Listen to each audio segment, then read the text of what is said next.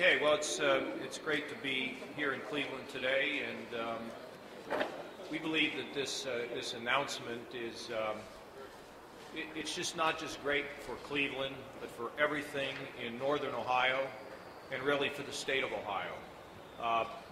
We spent a long time, and in fact, I talked to the mayor yesterday, and he said, you know, what you did is had a deliberative process. We didn't know what the result was going to be, so we had to spend the time to study. And what do we end up with? Well, we end up with we think it's a solution to building one of the greatest infrastructure systems in all of America. We are still going to maintain control of the Turnpike. It's an extremely valuable asset. When it comes to tolling, something that was a concern of people in the northern part of Ohio, if you travel 30 miles or less on the Turnpike, your tolls will be frozen for 10 years. Under the current operation, your tolls would have gone up. They will be frozen. For those that travel more than 30 miles on the Turnpike, your tolls will rise, capped at the rate of inflation.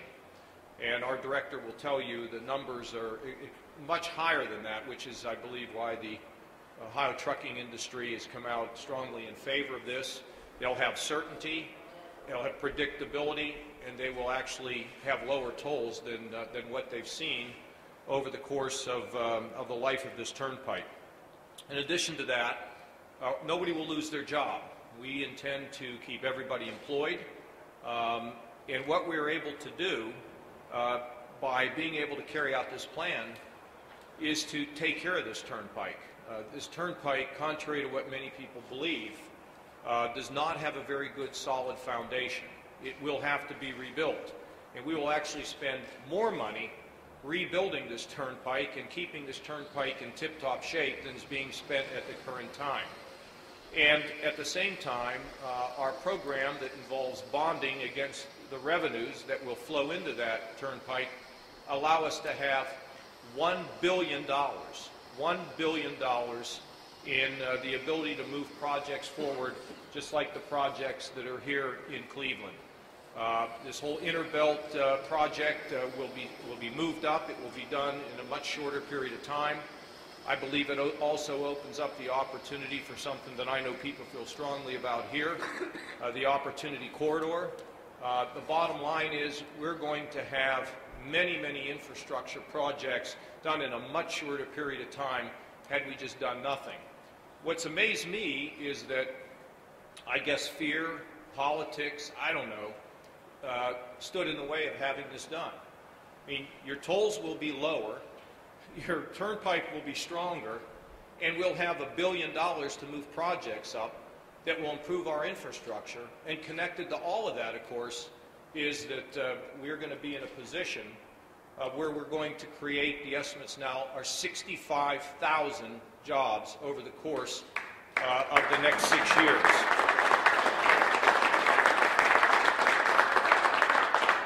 So you get a strong asset, we maintain control of it. We have ourselves in a position of where we dealt with the concerns of people in northern Ohio. We also know that the $1 billion that we will have to continue this project sooner will be matched by federal and local funds that could amount to as much as $3 billion worth of improvements. It's just unbelievable that this hasn't been done before. So we've got a lot of people that are going to speak. I want to refer to, you know, a guy I've loved him from the time I met him, and that is the great mayor of the city of Cleveland, who is truly leading a resurgence in the economic activity here in Cleveland, and also leading an effort to restore a great amount of pride in this city. It's flourishing under Mayor Jackson. Mayor?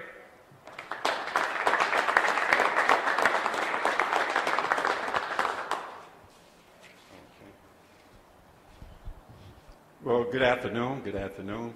You know, I wanted to welcome the governor back to the city of Cleveland.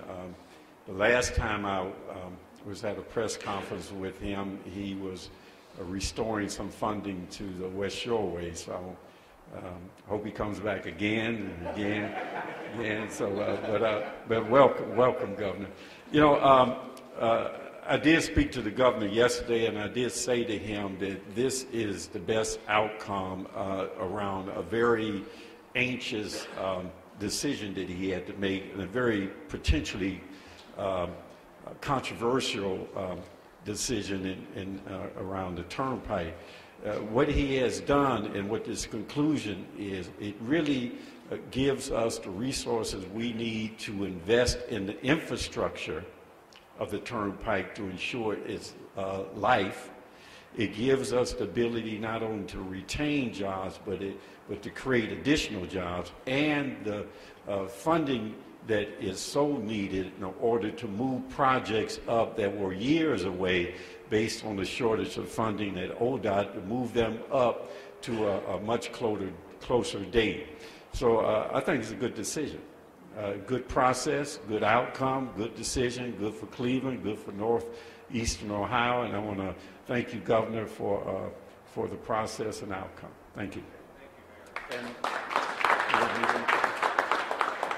Let me say this: give the mayor a lot of credit, because the mayor wants this money, and it's forced the director to think about a lot of things, including the public-private partnerships. We were able to move forward with the Belt Bridge, and also the ability to save money internally. So, Mayor, thank you for being on top of this. Let me also point out that in retaining control of this Turnpike, it's going to be possible for us to even bring in more dollars. We expect that there could be a second tranche that could bring in another $500 million to another $1 billion in short order. So we're looking at something even beyond the billion, probably more like $1.5 billion to $2 billion, while still maintaining control of what we believe is a very valuable asset. Wouldn't be right to be in Cleveland without having Representative Patman here. So, Representative, come on up and speak.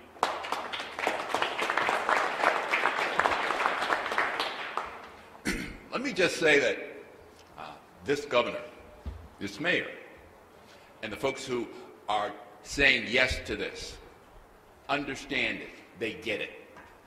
I met this governor some time ago, and we walked together and talked together. And he was different from what I had heard. He made sense. He also talked sports. So when I refer to projects most of the time, I always say, as a Democrat in the Republican-dominated House and Senate, if it makes sense, it's good. And at that point, years ago, he might not have noticed, but I bought into his vision for Ohio, because I like to get up in the balcony and take a look at it. And when you put the things together that we're doing at the State House right now, creating jobs, taking advantage of the assets that we have, you will find that if you listen and if you do what I did, you will know that this governor makes sense for the state of Ohio. And that's all we can do. We can't help the rest of the country, but we can be number one in Ohio, and that's his vision, and I buy into it, because this makes perfect sense. It doesn't just make sense, it makes perfect sense that we're now going to pay for our deficit in infrastructure using tolls, not taxes, not increased anything, other than for those of us who are close to it, we get on, frozen rates, goes up less. You can't beat it. It makes perfect sense, and for that, I back this governor on this project, because I did make a public statement that if it made sense, I would. So, Governor, you have my 100% backing on this one, because it does make sense for the people of the state of Ohio.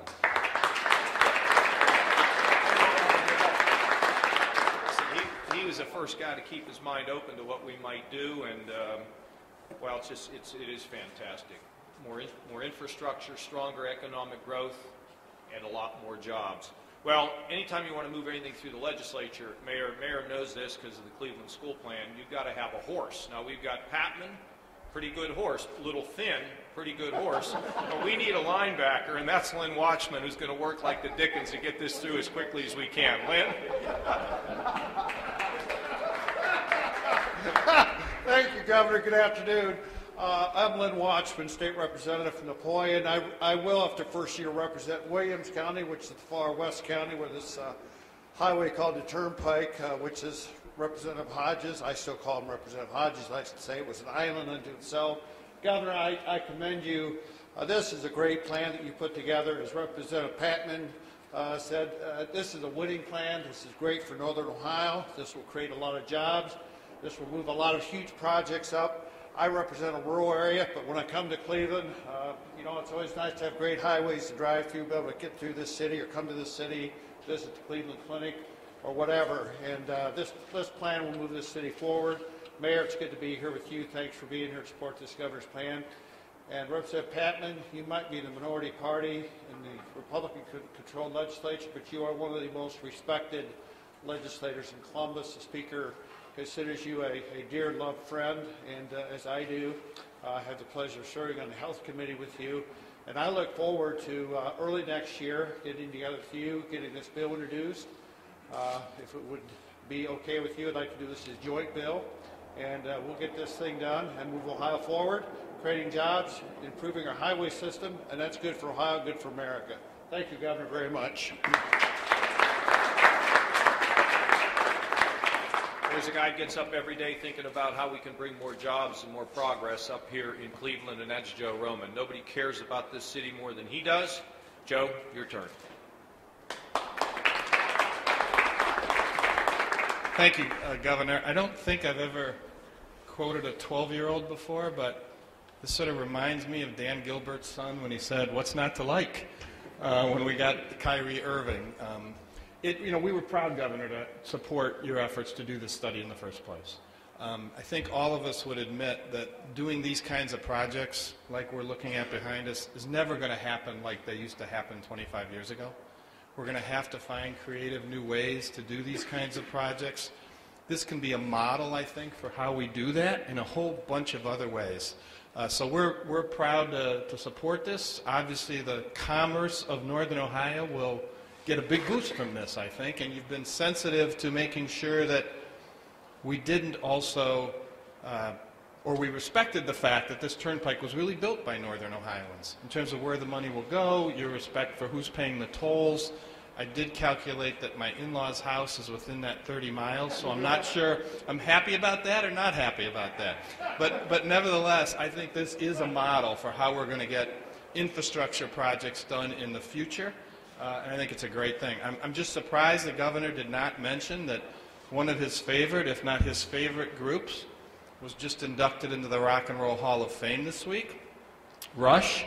And I know you probably were pushing for that too, knowing you. So, we tried to time that a little bit, and thankfully it worked out. So thank you for your leadership on this. Thank you. Operating engineers, they're the ones that are highly skilled. They get trained to drive these big trucks. They're workers. They're people like my uncles and my daddy, really. And so they're represented today by Mark Topman, who is... He's the guy that carries the water in the legislature, travels around the state, and Pat Sink will be with us tomorrow. He's meeting with Mark West today because we're all concerned that people who work in the fracking industry, Mayor, are from Ohio. We want as many Ohioans working in oil and gas as we can possibly get, and I assume that's why he's over with Mark West. So Mark, you get the podium. Thank you and good afternoon. I'm here, as the mayor, or as the governor said, representing the 14,500 operating engineers in the state of Ohio. We do pretty much 100% of ODOT's work and the Turnpike's work. I think it's a monumental thing that we're experiencing here today. As we sit here and watch in Ohio, Washington is getting nothing done. The governor put this plan forward. Everybody boo-hooed it downtown for the last year and a half.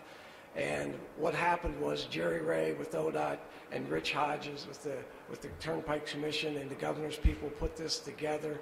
And what this will do for the operating engineers and the other crafts in the state of Ohio, equaling about 90,000, will put out jobs, good, high-paying jobs with benefits, wages, health insurance, the whole works. This will put Ohio back on the map again. These are the things we've been missing for the last couple of years, the highway industry, the roads. Each and every year, we keep losing more and more money, and there's no solution. The only solution is taxes, whatever.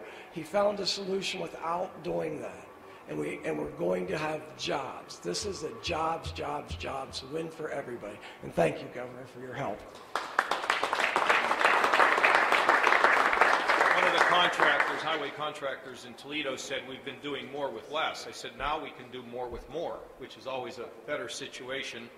And so we're here now from the head of the Turnpike, Rick Hodges. Well, like everybody else here, I enthusiastically support Governor Kasich's proposal and his vision for the future of transportation in Ohio.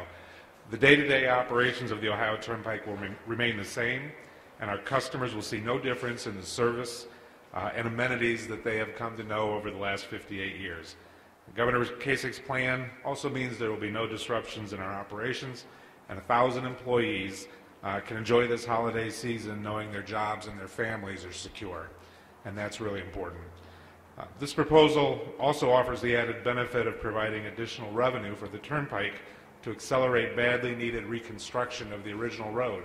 Our road is 60 years old, and I think our workers, our maintenance workers, do an excellent job of paving and patching it, but as the governor said, it's crumbling underneath. We need help, we need it fast, we need it faster than we can provide it on our own, and the governor has made sure that we're going to get that support. The governor's vision will improve mobility in northern Ohio, and that will improve access to the Turnpike. It will make us more relevant to millions of people. And as he mentioned, tolls have increased over the last 20 years at 7% per year. This proposal will cap that at less than half of the rate. Probably costs go up, tolls go up, but 7% a year for the last 20 years. I don't know of any family or any business or any government agency that's been able to do that. And it's time that the Turnpike be part of the solution and live within our means, and this proposal will place controls on tolls in the future. The Ohio Turnpike is not an island. No one ever started or ended their journey on the Turnpike. We are part of the transportation system of the state of Ohio. We need to be a better partner with local communities, with ODOT and our state partners. Because of the governor's leadership today, we open a new chapter in our history. For everyone who cares about our road, this is a great opportunity, and we're going to do everything we can to make it a success. Thank you, Governor. I know, it sounds unbelievable how you can have lower tolls, better Turnpike, and still have money to build projects that would have been delayed for 20 or 25 years. I'll tell you, we can do it. Fear. Politics. Well, that's secondary, or maybe it's not even included in the administration. Jerry Ray is Director of Transportation, and he's come up here to Cleveland a few times. The mayor gets him, just like in that fight this weekend with Pacquiao and Marquez. You work him around in the corner a little bit and move Jerry back, and then he got what he wanted. Thank you. Thank you. I have a great sense of satisfaction this afternoon that this has been 2 years of work, and we have been thorough, we've been diligent, the effort has been very intense as we analyze what are the options to unlock the value of the Turnpike to the benefit of our infrastructure, our transportation infrastructure in particular in northern Ohio. We had over 80 meetings across northern Ohio, and we listened to hundreds of people. We didn't talk to hundreds of people, we listened to hundreds of people. We looked at the finances, we looked at the legal aspects of it, we looked at the engineering, and of course the public outreach. And we've come to, I think, a wonderful public policy decision today that the governor's announcing. In my job, you hear from a lot of communities and regions around the state. And people come in to talk to you about what they need for their area. And all the projects that they present have merit. They improve safety, they reduce congestion, they lead to commerce and jobs. I've never had a community come in, including the conversations I've had with Mayor Jackson, I've never had anybody say, this is what we need for our area, but we don't need it for 25 years. Everybody wants it now. Our currency is time, and people want what we do now rather than later because they want to enjoy the benefits now. Just like we have 5 more phases of this Intervale project to complete. And we don't want to have a delay after we finish the second bridge. We're going to go right into the next phase. This is going to help us do that. This also ushers in a new era of relationship between the Turnpike and ODOT that I think will reap great benefits. We're going to see a sort of a robust statewide approach to how we do transportation. A good transportation impacts everybody positively, and we are taking a major step towards excellence today with the governor's announcement.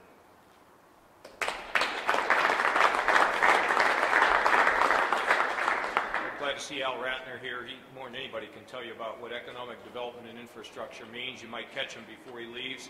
And they don't expect to say anything, but you cannot do this and just have the mayor of Cleveland and not have the mayor of Brecksville and Strongsville. So, Mayor Ruby and Persiak, you just stop up real quick and have something to say about this, how it affects you and your community. Come on up here.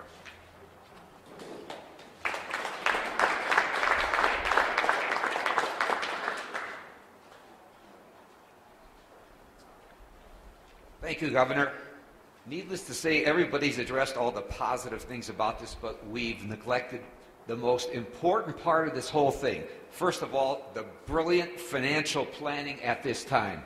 There has not been, and there will not be a better time to effectuate the bond market than right now. Governor, I congratulate you and your staff because timing is everything. Interest rates are low. This is the time to do it. And the kicker, 65,000 new jobs. Congratulations. Thank you. Thank you on behalf of all the people of Northeast Ohio, but thank you on behalf of the residents of the city of Strongsville.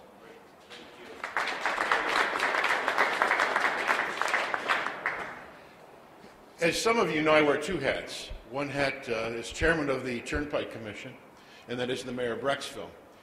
In my role as the chairman of the Turnpike Commission, all I've heard for the past year and a half is what a bad idea so many of these things are. Each and every letter, each and every phone call was about negativism. No one said anything positive about this. No one spoke about what good this could be. Now, today, you hear what good it is.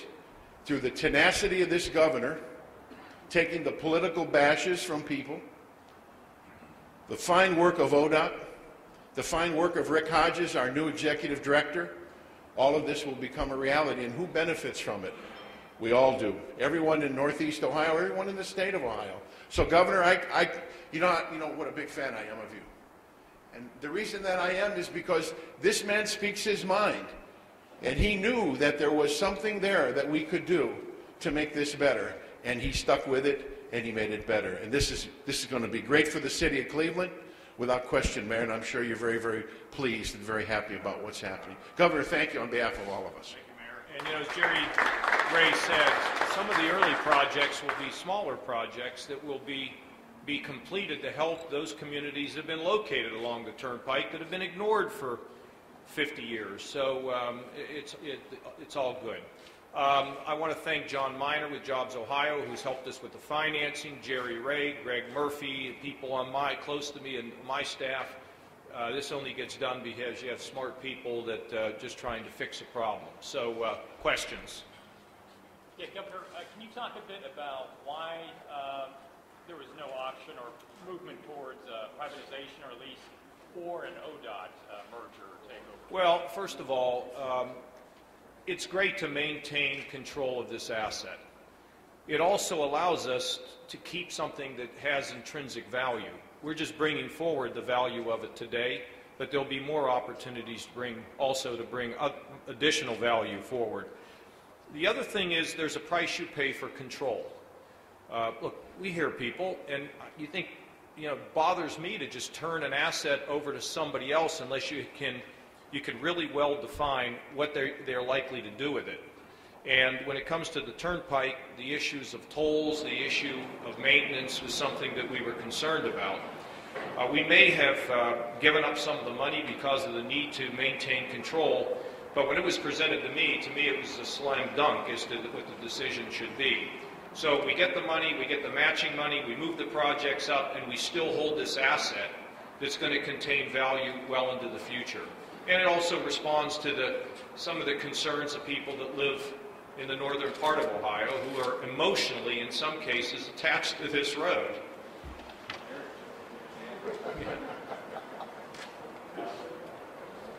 Governor?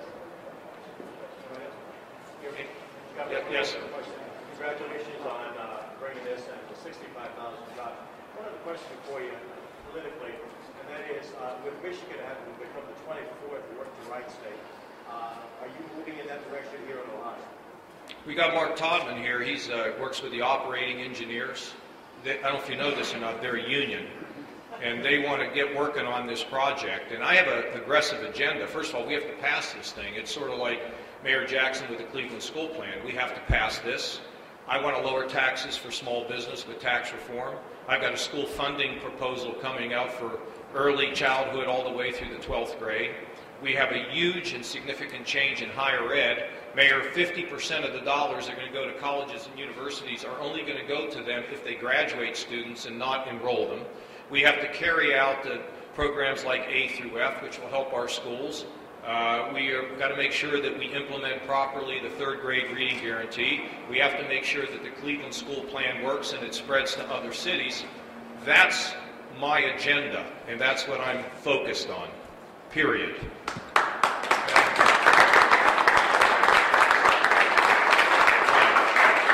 By your own admission, you mentioned that maintenance on the turnpike has been an issue over the years. Are you concerned that you're taking too much away, though, from the future projects that the turnpike is going to need? No, there won't be anything taken away. In fact, there'll be more money put into the maintenance and the repair of this turnpike.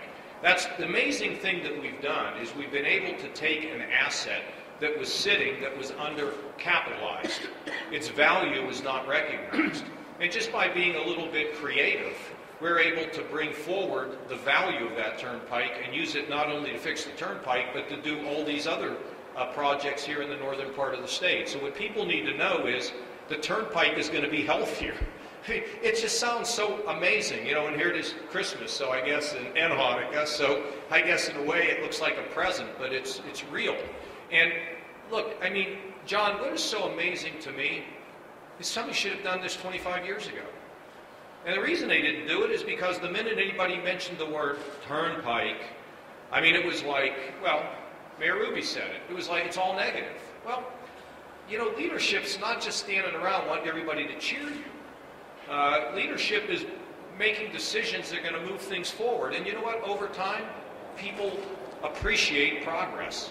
And when I started in this job, people were like, what's this guy doing? And now, everywhere I go in the state, people are like, we're growing. We're number 4 in job creation, number 1 in the Midwest. So leading means you lead. You don't get too far ahead, but you lead. And that's really what this was all about. Frankly, the reason why this is here is absent leadership for a long time and very little vision. Okay, anything else? Governor, what do we expect to see in terms of education initiatives in 2013? Why don't we, we're going to have a new funding formula, and we'll be up here to announce that when that time comes. Is it accurate that 90% of the proceeds of the bonds you sell will go to Northern Ohio? Yeah, I mean, look, in terms of whether you're going to stick 90% or whatever, that's the most important issue here is that these projects that were going to be delayed for 15, 20, 25 years are going to get done and be scheduled within the period of the next 6 years. And what's going to happen here is projects that were actually viewed as like Tier 2 will now be able to be advanced to Tier 1 and get going. So, yeah, there's a constitutional requirement about how much money gets spent up here, and but we're delighted. I said from the beginning the bulk of the money would be spent on Route 30 North, and so these projects are going to move forward, and it will represent a significant amount of additional resources quicker. Jerry?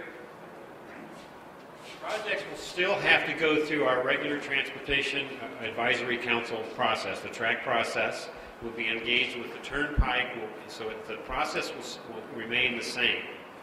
And the majority of the projects that are going to be advanced for this funding would be Northern Ohio projects. There's plenty to do here, and we want to get it all done. Okay. All right, I want to thank you all for coming out. Merry Christmas, Happy Hanukkah, Happy New Year, and 3 more wins for the Browns. 3 more wins for the Browns. If the Steelers beat the Bengals and lose to the Cowboys, okay, and the Redskins lose to the Browns, we're going to playoffs.